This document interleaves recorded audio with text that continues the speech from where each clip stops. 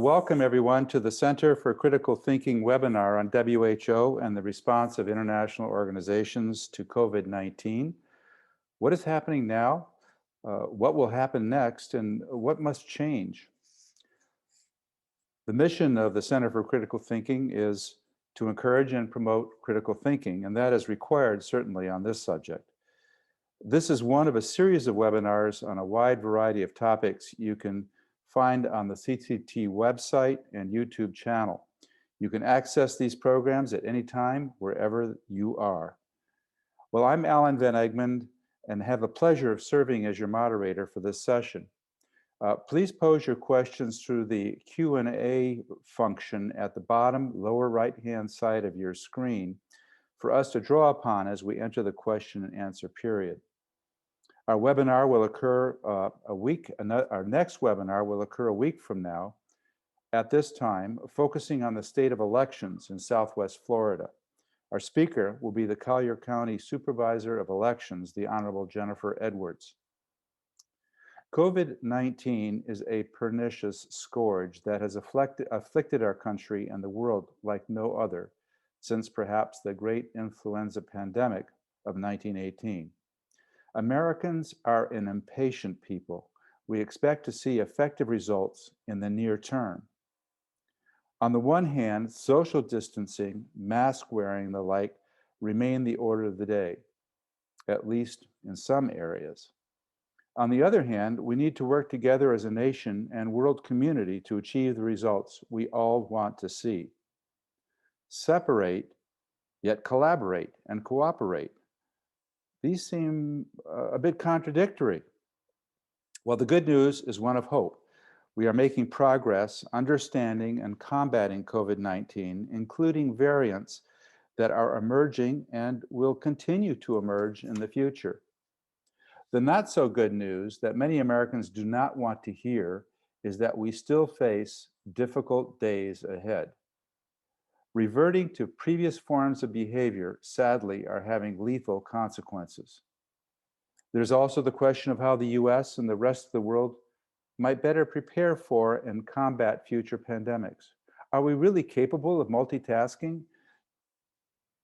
We know there are several factors that will likely lead to pandemics in the future, such as global climate change and encroachment of humans into heretofore wild or marginal areas, something we are very familiar with here in the swamplands of Florida.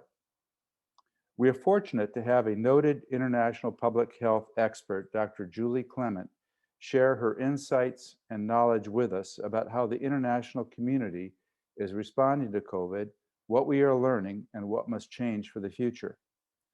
Dr. Klement's distinguished career as a senior global health official with my alma mater, the U.S. Agency for International Development, was featured in the background material provided for today's webinar. Dr. Klement is continuing her path-breaking work, consulting with USAID in various countries around the world. It is my pleasure to welcome my friend and former colleague, Dr. Julie Klement, to this forum. The floor is yours, Julie. Thank you, Alan. I appreciate the introduction and the kind words.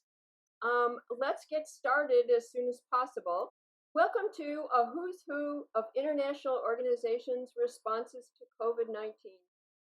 On March 11th, 2020, the World Health Organization officially declared the SARS-CoV-2 a pandemic, and all of our lives dramatically changed forever.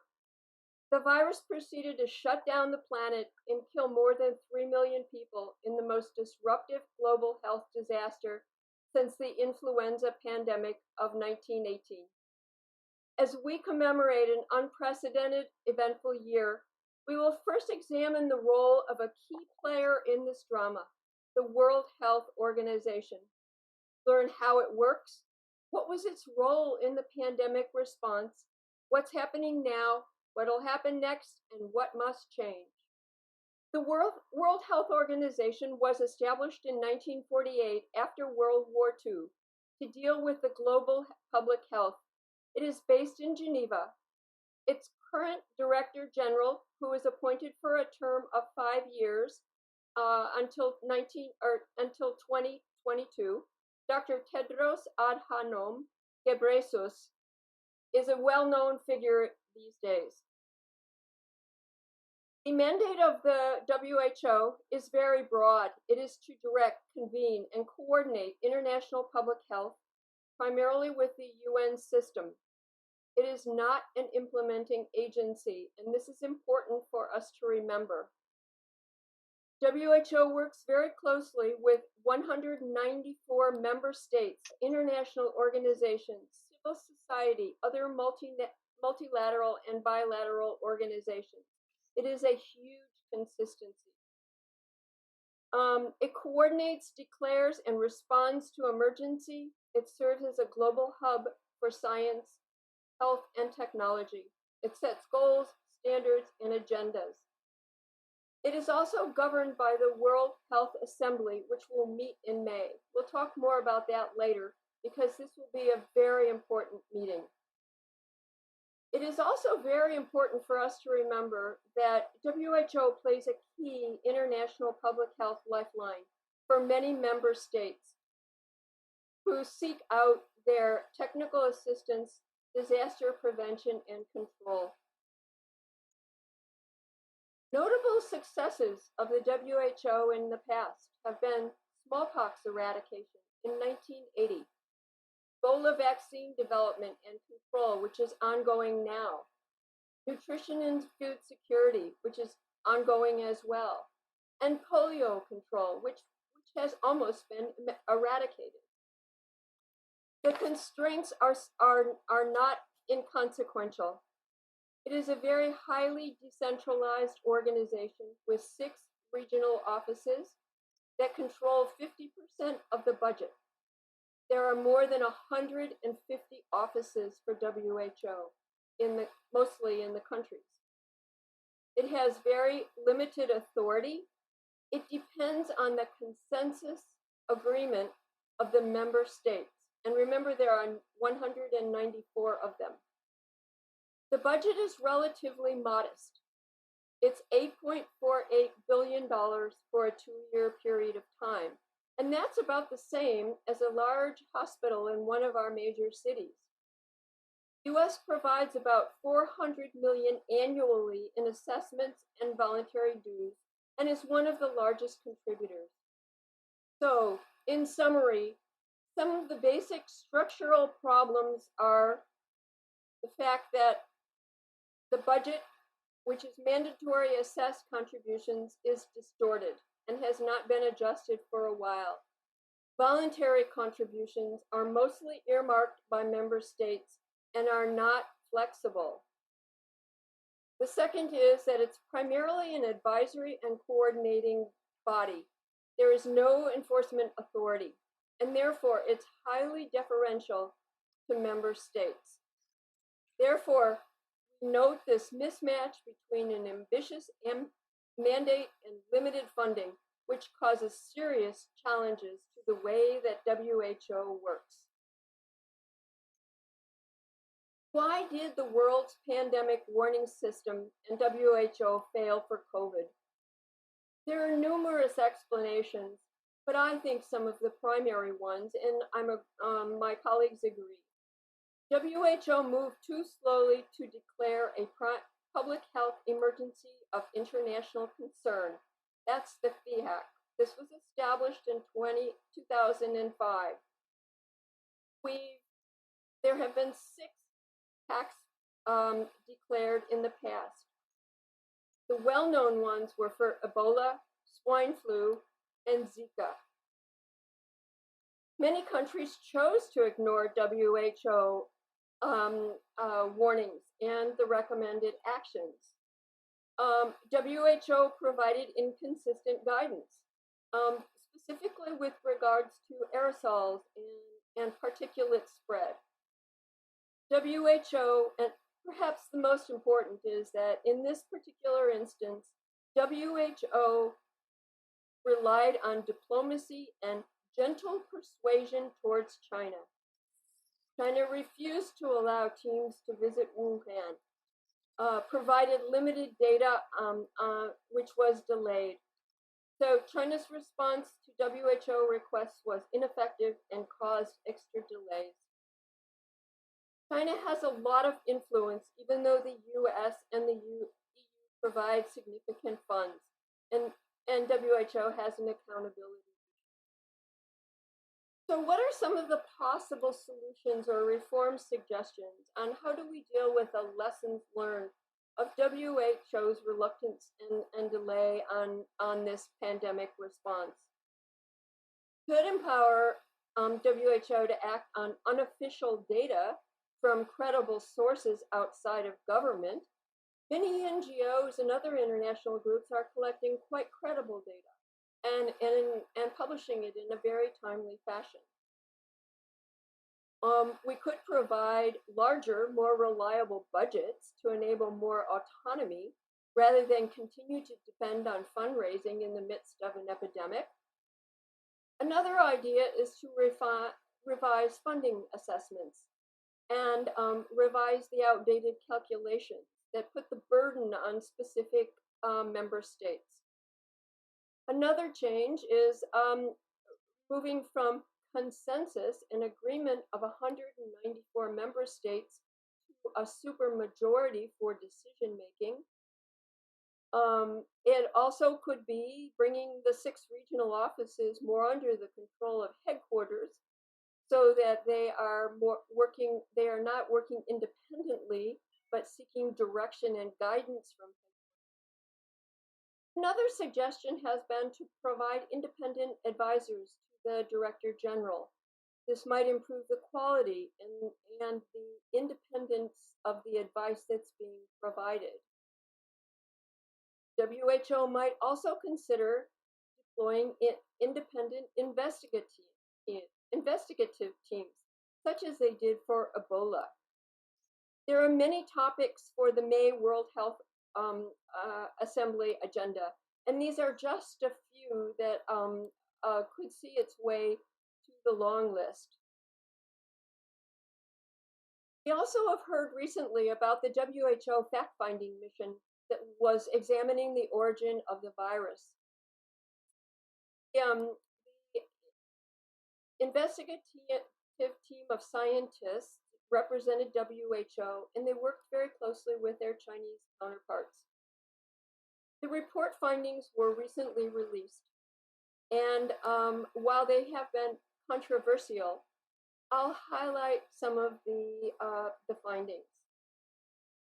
The scientific team outlined several theories, approximately 4 of them, about how the virus spread from animals to humans. The team believes that it likely jumped from animals to an intermediate host to infected humans. However, the evidence is inconclusive, and it requires more transparency on the part of China and more access to critical data before there is greater certainty. The lack of access to data has been a very, very important constraint on our ability to identify the origin of the virus. As a result of the lack of information and the inconclusivity of the report, WHO, the US, and 13 other countries criticized China for limiting access team to information, sites, and data. This is a TBD follow-up action. We'll find out what happens over the next months. So, even though WHO stumbled in 2020, the international community moved forward with amazing accuracy to mitigate and control the pandemic through an extraordinary vaccine response and efforts. I'll introduce you to some of the key players that dramatically changed the organizational landscape and the collaboration of international groups, foundations, and something new called a public-private partnership that has been involved in the pandemic response. We all, as bureaucrats, we all love acronyms, and we've got some new players on the block here. So first of all, I will talk about GAVI, the Global Alliance for Vaccine Independence. Then COVAX, which I'm sure that you have recently heard about in the news. The COVID-19 Vaccines Global Access Facility. And then there's a very odd one called act-accelerator, access to COVID-19. Let's go through them systematically, and I will introduce you to them. So, what is GAVI, the Global Alliance for Vaccine Independence? This group was established back in 2000, is headquartered in Geneva. The goal is a public-private global health partnership, which is a new concept, bringing together government resources and private sector enterprise and resources to meet a common objective. The goal of this group is to increase access to immunizations worldwide. The core partners are WHO, UNICEF, the World Banks, and the Gates Foundation. Gates was an important funder and initiator for this group. It works with donors, governments, research and technical corporation partners, NGOs, vaccine manufacturers. US is a long-standing and very well-respected member of this group. So what does this group do? It provides affordable vaccines for 17 infectious diseases, primarily for children and women. And to give you an example of this, basic immunization package for children has been negotiated and is set at $28, whereas in the US, we pay about $1,200 for this very same package to have our children immunized. GAVI also consists of a co-financing to be able to better support member states' requirements in their planning and their work. Third is health systems strengthening and technical assistance to work with developing supply chains, collecting data, health promotion, all the things that go into successful immunization programs. And the last is a technical assistance component, working with member states to expand national programs. So what has this group accomplished? It's quite impressive. In 2020, they have fully vaccinated 1/2 of the world's children. 16 low-income countries are now considered immunization sustainable. 73 countries were supported in 2018. It's quite a very impressive set of accomplishments that have had a large impact on dropping morbidity and mortality from vaccine-preventable diseases in children. The other important aspect of GAVI is that it leads COVAX. So, what is COVAX? COVAX was established in 2020 by the French and the Europeans. It's co-led by CEPI, which is a coalition for an existing coalition for epidemic preparedness initiative. GAVI, who provides the procurement mechanism for buying vaccines.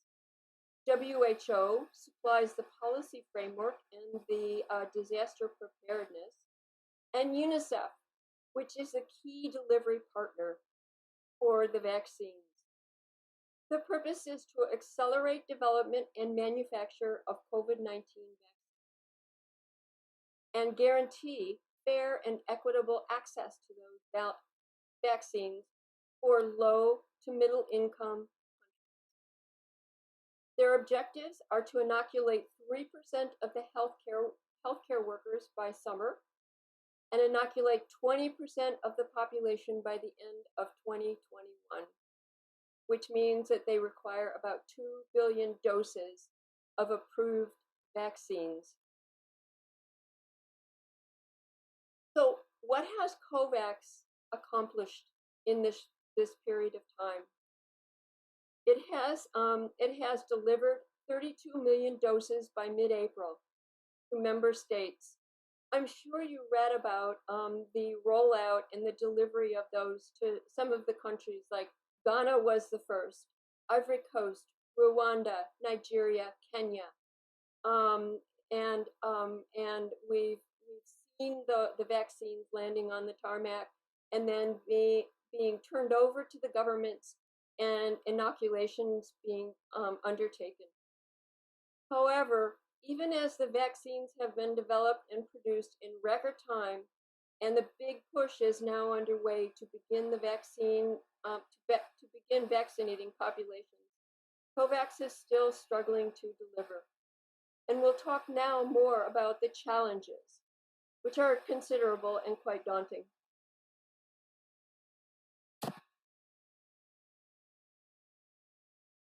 The rich nations bought 53% of the promising vaccines, even though the population only represents 14% of the world.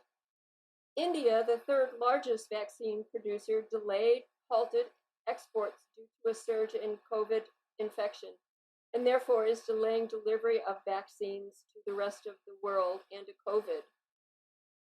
I think that the 350 million target will probably not be reached by mid-year. Also, another constraint is that there are insufficient funds to purchase vaccines. The demands are quite large. The resources are fairly modest. There also has been a delay in the AstraZeneca production, which is primarily used by COVAX because of questions regarding its safety. We'll talk more about that later. And I think most significantly is that countries are bypassing COVAX and ordering directly, primarily from China and Russia. We'll see how we'll talk more about this later and how this is playing out. At this time, I want to show you an interesting slide from The Economist that was from the end of March. And it gives you a sense of which countries are producing vaccines. The US is the largest and continues to be the largest producer, followed by China and India. This is important because India is providing most of the COVAX vaccines, as you can see below in the bar graph below. And to refresh our memory, the share of leading COVAX vaccines procured globally, the predominance is the AstraZeneca Oxford and the Pfizer BioNTech, followed by the J&J, Moderna, and then the others from China and Russia. While COVID vaccines are a focus and a priority, there are other important ongoing international organizations that are providing a broader COVID response support. And one of those is the act-accelerator, the access to COVID-19 tools. This group was established in 2020 as well. It was proposed by the G20 leaders. It provides a framework for collaborating partners, which include WHO, CEPI, GAVI, the Global Fund, the Wellcome Trust, the World Bank, the Gates Foundation, FIND, and others. Again, it focuses on low and middle income countries, the same as COVAX. It shares resources and knowledge. Its purpose is to accelerate development, allocation, and delivery of pandemic-associated commodities, of which there are three: diagnostics, tests, therapeutics, vaccines, and then again the cross-cutting health systems to ensure allocation and access. I like this slide because it shows the framework for collaboration and the relationship amongst the partners. It's another example of this public-private partnership, which brings the strength of the public sector and the private sector together in unusual ways to meet very specific objectives. We share them in a very transparent and flexible way. So what are the accomplishments of ACT? You probably haven't heard of these. They have evaluated, on the diagnostic side, they have evaluated more than 50 international tests, selected those that are the most viable and safe, and accurate, and have developed 150 million affordable, quality, rapid tests that are made available to their members. On the therapeutic treatment side, they analyzed more than 1,700 clinical trials. And, for example, they secured dexamethasone for 2.9 million patients. This is an important corticosteroid that improves survival in patients that require oxygen. They secured an international agreement to access monoclonal antibody therapies, and for the treatment of COVID. On the vaccine side, there are 10 current safe, quality, effective vaccines available. And this is the largest component, and this also feeds into recommendations to COVAX. On the health system side, which is very important, they have surveyed 10 of the member countries, identified health system bottlenecks and health worker gaps for vaccine to implement the vaccine strategies.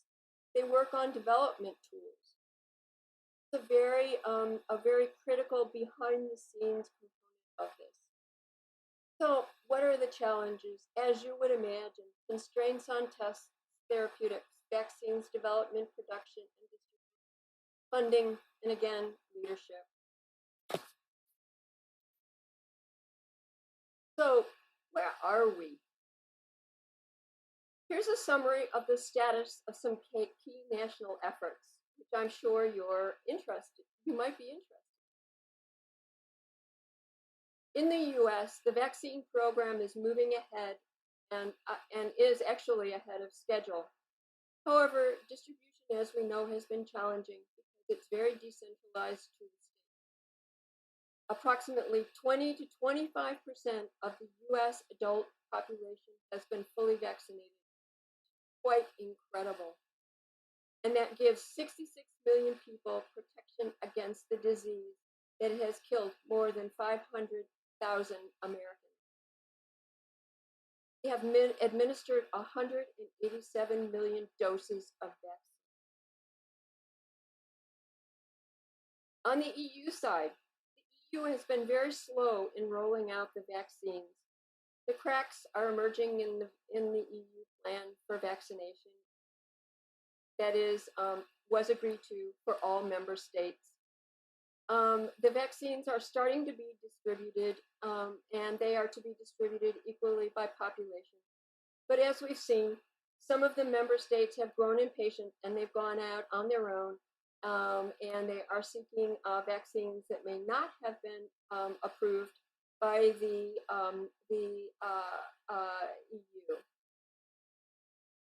However, by contrast, COVAX is struggling to secure enough doses to vaccinate even the 20% of the population by 2021, and may not even meet that relatively modest goal. So the disparity between the US and the EU programs and the rest of the world is quite striking. Only 13 million doses of vaccine have been administered in Africa. Another significant set of players in this is China and Russia. Both of them are moving aggressively to exploit US, EU, and the world's vaccine shortfalls. They are convinced of the global importance of vaccine diplomacy and are increasing their sales and distribution of vaccines overseas before they are vaccinating their own populations. China has produced more than 250 million doses of their two vaccines and sent approximately 118 million abroad to more than 50 countries. Russia is currently exporting to 22 countries, but some of their vaccines are produced in South Korea, India, and Serbia. China's vaccines are only produced in China. Russia is undertaking, and of significance is that Russia has undertaken to undertake a large-scale vaccine disinformation campaign, discrediting the safety of Western vaccines. and therefore this masquerades as an anti-vax conspiracy theories on our social media. It's difficult to predict how this will all play out. The reality is that the world's vaccine rollout has been slow and troubled. India's exports stopped after the significant increase in cases, and that affects the world. Some believe that the world and the vaccine rollout has been a massive foreign policy failure, with export bans, fractured political leadership, geopolitical confrontation, hoarding, and the rise of nationalism. The scope of that failure, as evidenced of injustice in vaccine nationalism by the major powers, the lack of cooperation and transparency, is now playing out on the world stage. However, there is good news, and that is that the scientists and the doctors have developed a revolutionary new vaccine on an unimaginable timeline. We may actually have 9 billion doses by December through these amazing scientific breakthroughs. The challenges will then become country vaccine programs and supply chains, access, and equity.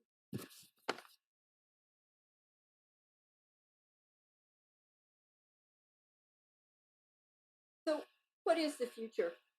Now I'm going to gaze into my crystal ball and share some thoughts with you. We are in a deeply uncertain global race against a deadly virus. Hope is increasing with the development of these exceptional vaccines in a period of remarkable public-private partnerships. But barriers persist to create difficult security decisions for member states. We see a world divided into wealthy haves and disadvantaged have-nots, states and communities within countries. Many are left behind and will be left behind in getting safe vaccines and treatment. It's a serious inequity problem. High-level diplomacy has been absent. West was missing. Tried to step up. But hopefully governments and international organizations will now rise slowly to address the barriers, gaps, and the new concerns. We're struggling with a chaotic and non-transparent global vaccine marketplace. It's stifled by the lack of manufacturing capacity and dominated by nationalistic. This is all overlaid by a very toxic US-China confrontation. Vaccine hesitancy and refusal is already a problem, slowing programs and will become increasingly a flashpoint as supplies. Political fatigue, tension, and citizen exhaustion are loosening public health measures much too early. As vaccine coverage increases, the urge to forget and move on seems likely. It is also likely that this virus will become endemic. We will be investing. So, what will happen then? We will be investing in new technologies like genome sequencing and more real-time ongoing surveillance to strengthen our public health preparedness capacity to avoid this from recurring again. We will probably be preparing for winter surges. We'll be planning for vaccine booster shots. We'll be working increasingly to convince a skeptical public of the continued need for masks, social distancing, vaccines, and avoiding crowds. It's going to become the new normal. Travel resumption will require new protocols, credentials, and procedures to manage risk and to manage transmission. Foreign diplomacy and national security will require new visions, policies, and programs to fit the COVID-19 era. Must be ready and willing to adapt to the new normal. Thank you for listening. Now I welcome your questions. Well, thank you, Dr. Clement. And there's a little bit of feedback on the line. Just let folks know that it's when we post the presentation on the website and on the YouTube channel, that'll be removed. Well, there are a lot of questions that are coming in, and again, just post them to the Q&A function on your screen, and we'll just get into it. I'll ask the first question. I think a lot of us are chomping at the bit to be able to travel, and it's just been very frustrating. There seems to be no international protocols, no international arrangements. Borders are closed.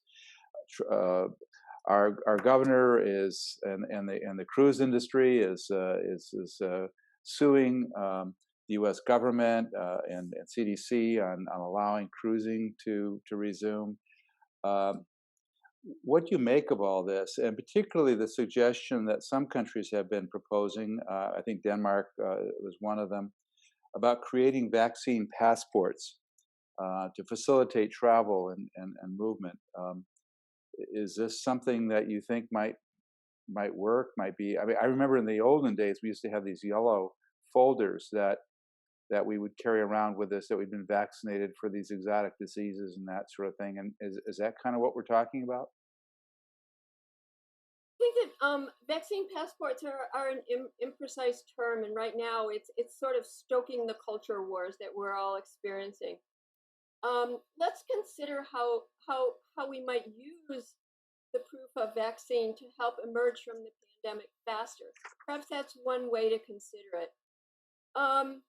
Right now, we're thinking about it as a tool that could connect the immunization record to mobile phone apps, or maybe even just paper, and it can be presented at check-in counters or border crossings, or even to allow students to go to college or gain us admission to visit relatives in closed facilities.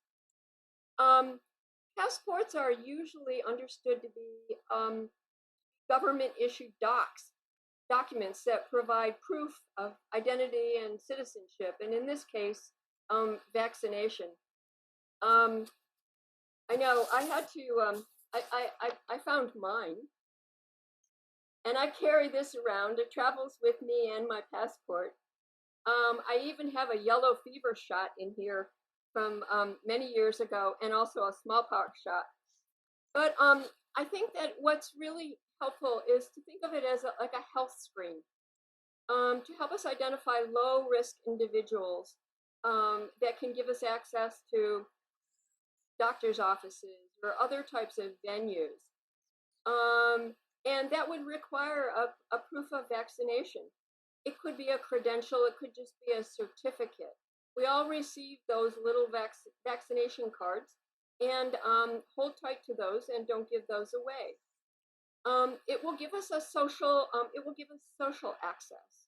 We're asking each other on a daily basis, have you been vaccinated?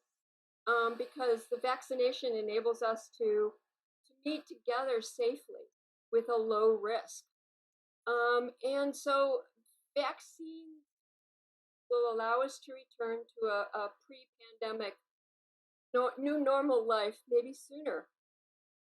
It's a voluntary action facilitated by the private sector. I expect that many of the cruise operators will require vaccinations in order to be able to join specific cruises. So perhaps what we should think of it as is allowing us to visit places we usually cannot, like hospitals and nursing homes. And that will help us from that. I think that as far as vaccine passports go for travel, that's different. And some of those are already in development and being used. There's a common pass that's being proposed and examined. There's AIDA's health pass. I think over the next year we'll hear more about that. But the issues are very real. Privacy is an important issue. Personal information, who gets it? Who uses it? There's no guarantee of safety risk still exists, even if you perhaps have been vaccinated. And there's also an unethical global incentive to inoculate travelers, and that raises equity and access problems.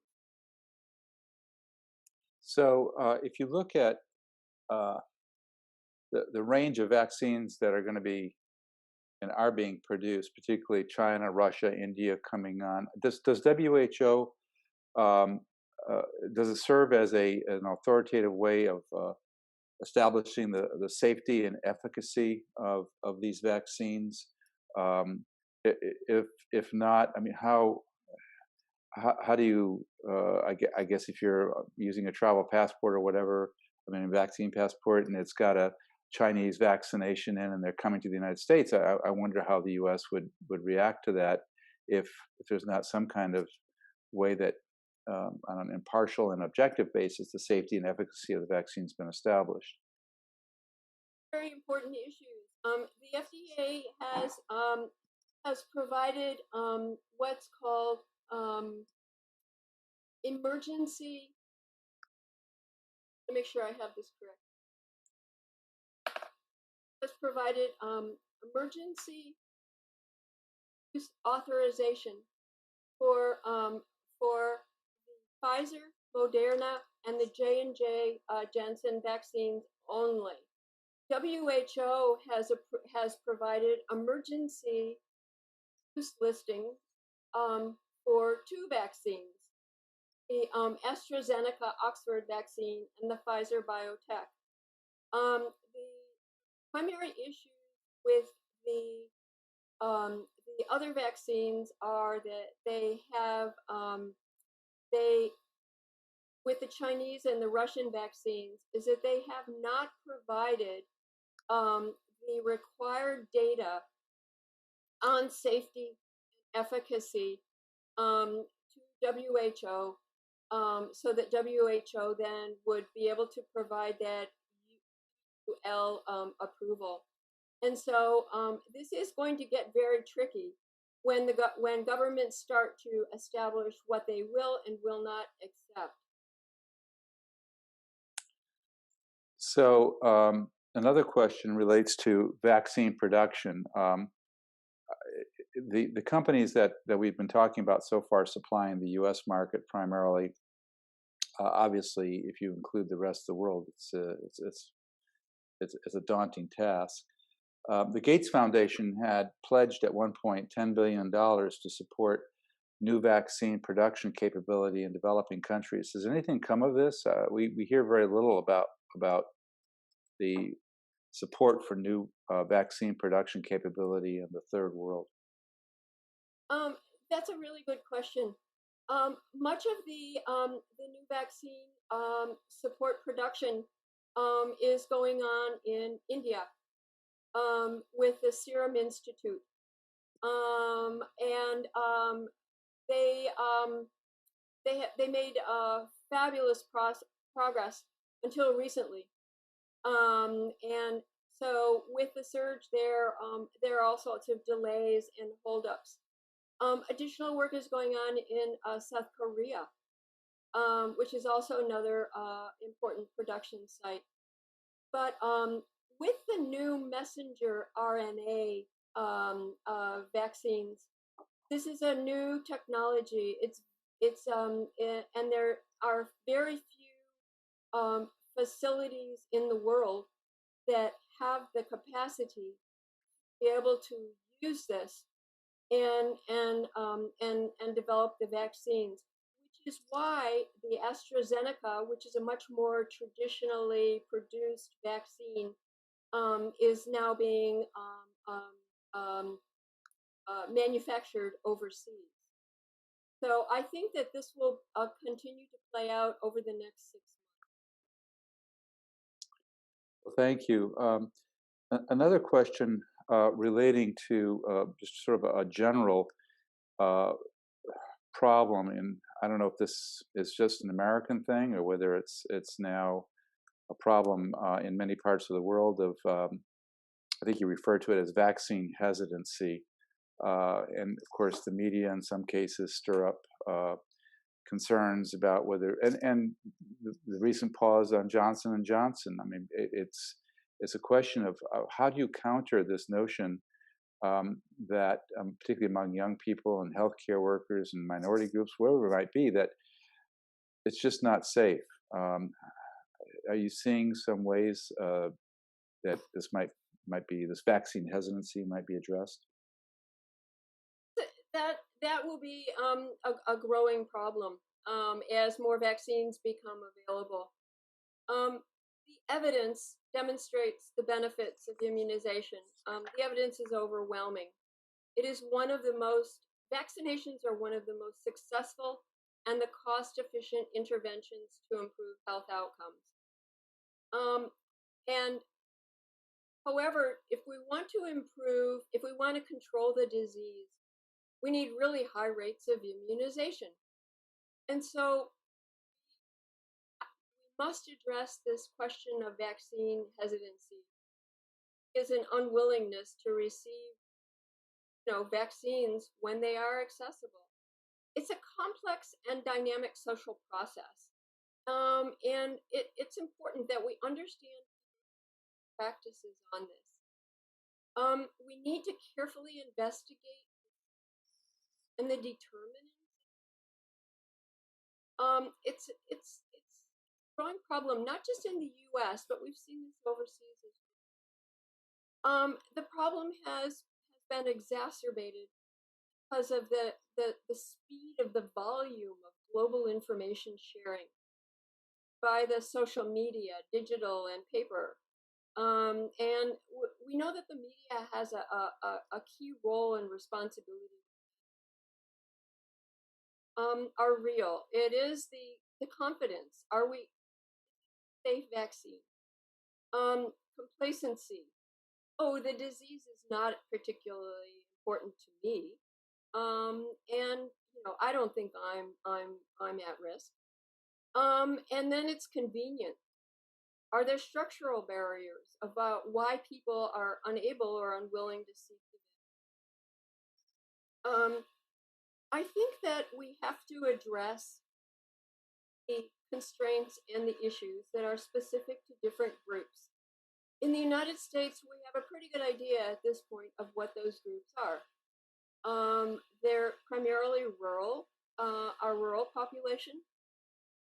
They tend to be white males, and to a certain extent, they tend to be.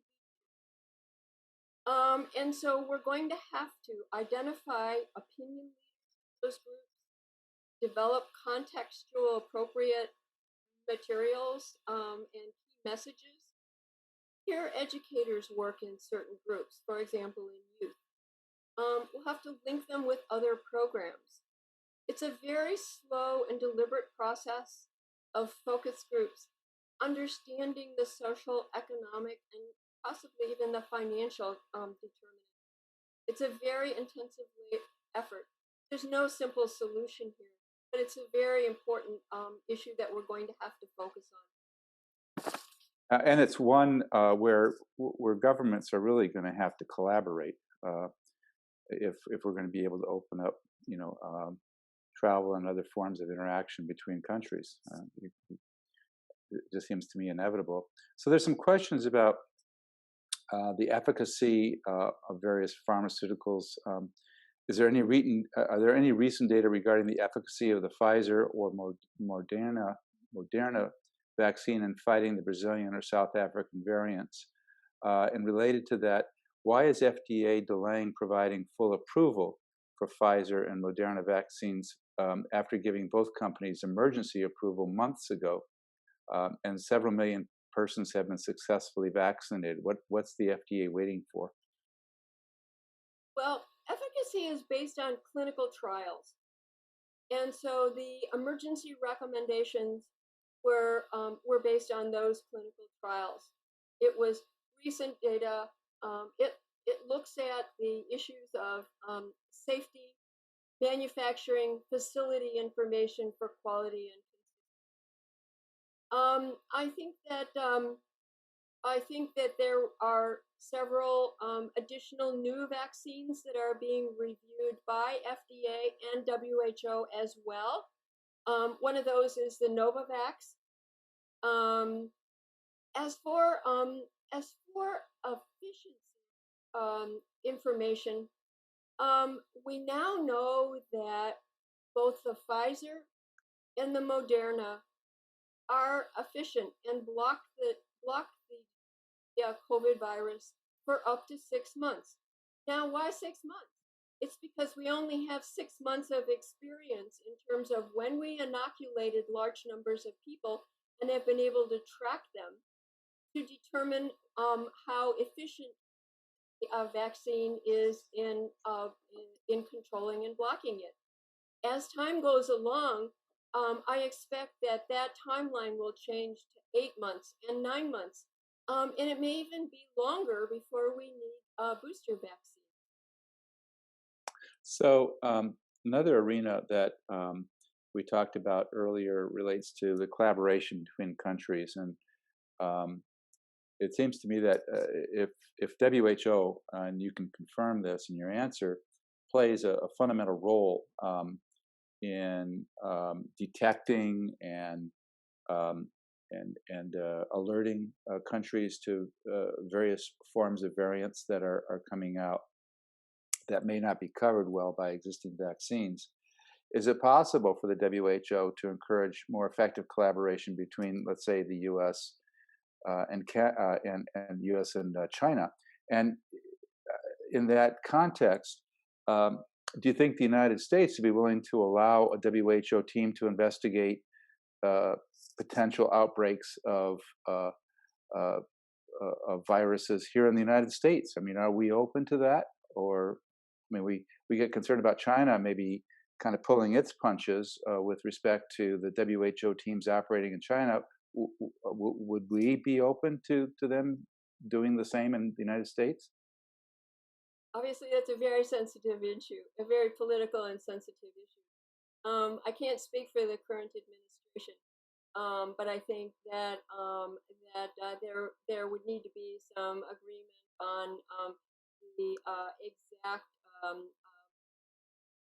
remit of the team, who would be participating, what would be the purpose of it, and I think that it would have to be spelled out quite carefully for any international team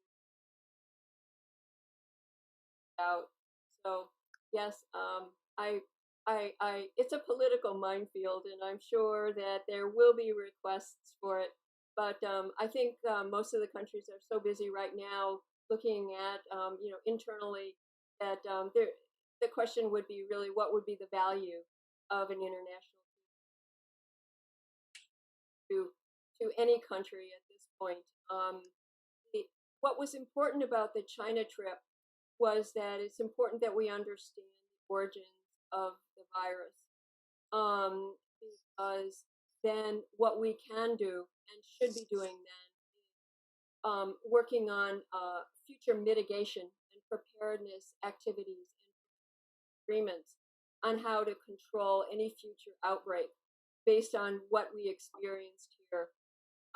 So it's not necessarily to point fingers on an ongoing basis, but there's a real underpinning of important scientific investigation that would be useful, and we need to be able to sequence the genome and better understand how this happened, and to avoid repeating it again.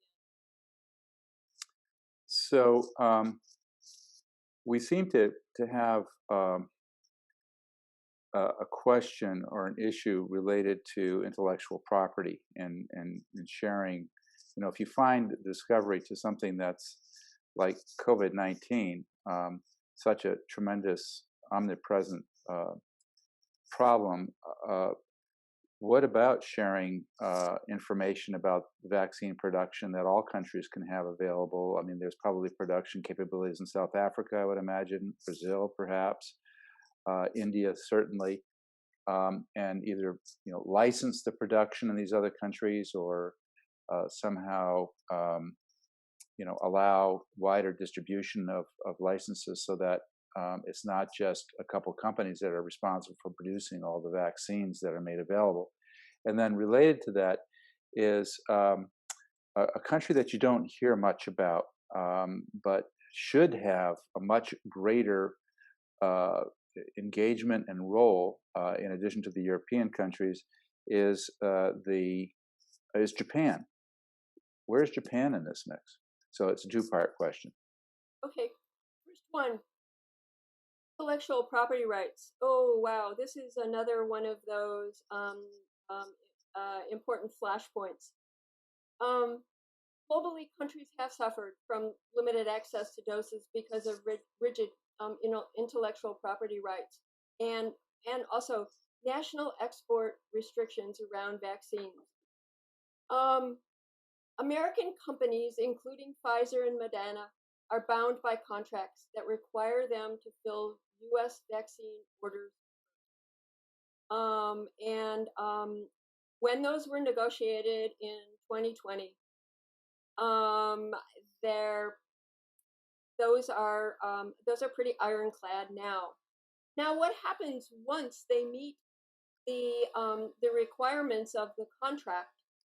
I think then there's openings and ability for some flexibility and movement, because obviously they want the additional business as well, and if those can then be produced safely and with less cost overseas, I think that we might see some of those production facilities shifted overseas. We did see an interesting marriage between Johnson and Johnson and Merck, where Johnson and Johnson was going to then use some of Merck's facilities to produce their vaccine. So there is some behind the scenes agreement going on in terms of the pharmaceutical companies, the vaccine companies themselves. I think though that removing export barriers is a very important one. I also have been thinking about this because back in the early 90s, when the pharmaceutical companies began producing the HIV/AIDS drugs, there were serious constraints and issues about intellectual property rights. And over the next 10 years, those eventually were renegotiated and opened up so that many of the new and very, very effective HIV/AIDS drugs could be produced much more cost effectively overseas. So I think it will just take time for that to happen. Um, this new messenger RNA is a very highly technical and very niche-oriented types of production facility, and so it will take time to train international scientists and experts on this, and to safely be able to move those facilities to another location overseas. Well, and just to clarify, Julie, do you know, is the Brazilian or South African variants, um, are they able to be controlled or effectively um, contained with either Moderna or Pfizer if folks want to travel to those countries? I think that we're just going to have to continue to monitor the situation. It seems to be the case now, but again, we need more data, more information before we really have a clear picture of this situation. But so far, they seem they seem to be managing the And we're all going to need boosters before. I mean, certainly within 6 months, right? Well, so far we only have data going to 6 months that say that the vaccines are efficient and that they control. So the more data that they have, the more vaccines that can be administered to people, the better information that we will have. Okay. Well, why don't we allow two more questions? We're a little bit past our 5 o'clock closing hour. Something that folks may not be generally aware of that we should probably mention is that in late March, the WHO, EU, and several other countries proposed a new international treaty to combat future epidemics. Um, do you know much about this treaty and where we stand, the United States? Because we're not. There are a lot of treaties that we don't tend to necessarily gravitate towards. And how would it affect the work of existing international organizations such as WHO? Yeah, I was also very interested in that as well because I thought, wow, an international treaty. What a unique concept. Because a treaty implies that it's a legally binding instrument under international law. And this is a treaty that was proposed in a joint article by the EU, WHO, and more than 24 countries. The US did not sign this, nor has China or Russia. And the purpose of the treaty would be to combat future epidemics. What would we outline in the treaty? We'd want to know what would be universal and equitable access to vaccines, medicines, and diagnostics. It is an acknowledgement that the current the system of international organizations, including the WHO, is inadequate to address the scale and the magnitude of this problem. No government or multilateral agency can address future threats. It calls for better alert and response and surveillance, all excellent ideas. It looks at how to produce and distribute vaccines, medicines, PPEs, diagnostics. And I think that it's an effort to restore trust in the international health. However, it's not clear exactly how you can enforce a cooperation or a cooperative agreement or delay actions, or what are the unintended consequences. So I think while it's a uh, valid for discussion on how we can augment or supplement the current system, I think that there are probably more questions about how it would work, how the authority would exist, and how it would be enforced. So we'll see how how it plays out over the coming period. So last question is bringing this home to the United States and in the Biden administration without being too political. I mean, how do you assess the current situation? It seems to me that this is a fundamentally important area in our international diplomacy, and that we should be putting some of our top talent in working with other countries and representing the United States and to the headquarters of international organizations, whether it be in Geneva or New York, and that we really, I mean, we talk about other security issues, whether it be nuclear non-proliferation or agreements with Iran or that sort of thing. Do you see us taking this issue on the same level of seriousness in terms of the people that we are putting on this account? This is a very, very important issue for the United States. We're at a turning point right now. And bear with me, I prepared some slides here because I wanted to be able to clearly explain the situation, and so that and it took quite a bit of research and study on my part in order to find out what is the current administration doing to support the international COVID response. I think this statement is really important. The new U.S. Secretary of State, Blinken, has said that we have a duty to other countries to get the virus under control here in the U.S., but soon the U.S. will need to step up our work and rise to the occasion worldwide. Because again, only by stopping COVID globally will Americans be saved for the long term. So that reveals a number of very important strategies. And I'd like to really talk about them now.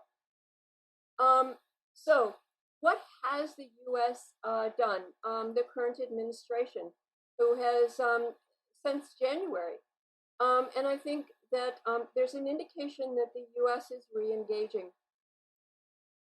The U.S. rejoined WHO in January. We're actually going to pay our arrears budget and meet our commitments because in the past, the U.S. has been a really key player in global health, and we've been absent from the table for a number of years now. The U.S. joined COVAX and committed funds for vaccines. This is really significant. The initial contribution will be $2 billion for vaccine supply now, and $2 billion on the next replenishment, which will go for future deliveries. This is really historic. There was a recent Quad initiative announcement, and again, this comes back to what is Japan doing? The Quad is U.S., Japan, India, and Australia, and they will be manufacturing 1 billion COVID vaccines and distributing them for Southeast Asia. And I think that that's a quite a significant commitment. The next was that the administration has committed U.S. vaccines for Mexico and Canada. These will be the 4 million doses of AstraZeneca that are currently in the U.S. Reserve, and they will then be freed up once we've met our targets in terms of vaccinating the U.S. population. Another important action was the recent appointment of the Department of State Coordinator for Global COVID Response and Health Security. This is the person, Dr. Gail Smith, who is a former USAID administrator and a current chief executive of a One campaign, and she will play a very key lead in leading the administration's vaccine diplomacy. This is a critical role so that the U.S. government, the different agencies and organizations internal to the U.S. government are working on the same strategy, using the same the diplomacy, the same approaches.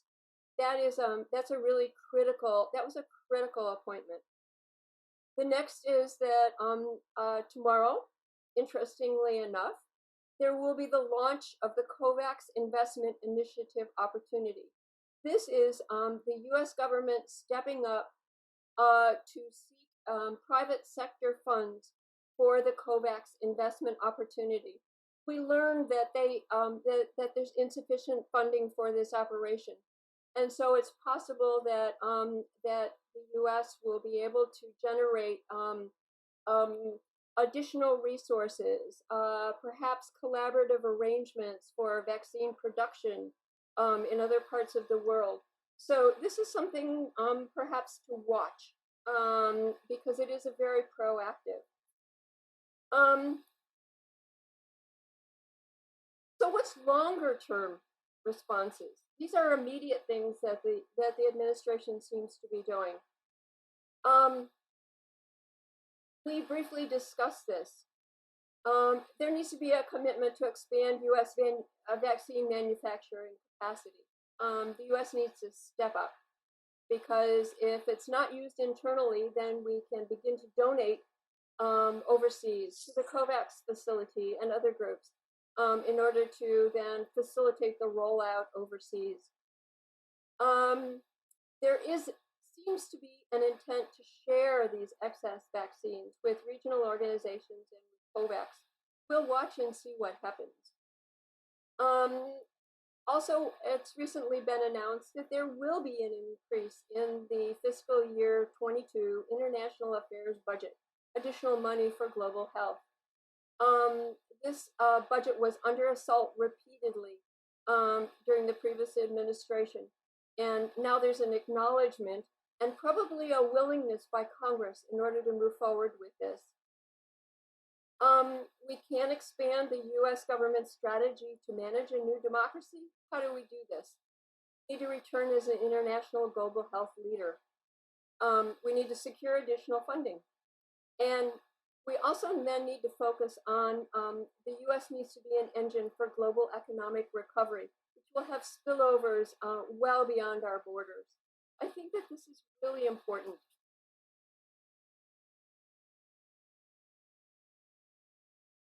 We can move forward with global health security and something called the Global Health Security Agenda, which was launched with WHO and the U.S. in 2014.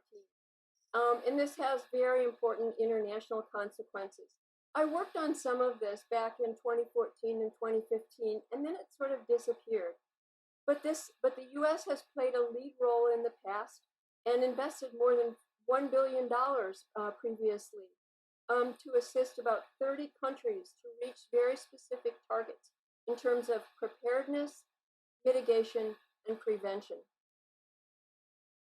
So this is an existing effort. We just need to resurrect it. Okay, well, thank you. That was very all-inclusive and also encouraging. I personally will be looking to see who we appoint as our ambassador to the UN missions in Geneva, which I believe is a very, very key position to represent us strongly at the WHO. And then I think also in our diplomacy, we should be pushing for an American, a good, strong American, of course, my favorite would be Dr. Fauci, but as a senior official in the WHO itself, because right now it's noticeable how, despite the contributions of the United States and additional contributions of non-governmental organizations like the Gates Foundation, we don't have really a senior American in a leadership position at WHO, and that's very anomalous. In any event, one last question, and then we'll wrap up, and that is, are there any other outstanding anti-COVID drugs in the process of development in phase 2 or 3 trials, or is what we have on the plate right now what we're going to get? Actually, it's very interesting because I wondered about that myself. There's a website. I think it's under act-accelerator.